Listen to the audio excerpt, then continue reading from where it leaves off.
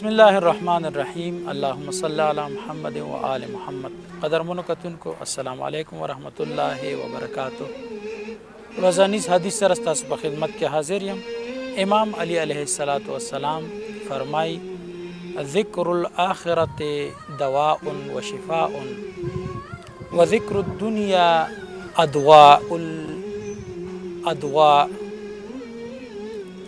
امام علی علیه السلام فرمای د آخرت ذکر د انسان د پاره دوا ده او شفا ده، او د دې په مقابل کې د دنیا ذکر د انسان د پاره درد او بیماری ده. حالان کې کله چې ممکنو په خپلو کې د دنیا ذکر ډیر کو او د آخرت ذکر کم کو، له همدې سببه د دنیا ذکر چې ډیر کو نو زموږ دردونه او بیماری نور هم زیاتېږي. امام علی علیه السلام فرمای چې د دې لپاره چې ستاسو د دغه دردونو او د دغه بیمارو علاج وشي، نه د آخرت ذکر کوي، د دنیا ذکر مکوي. ډیره مننه. د خدای په امان.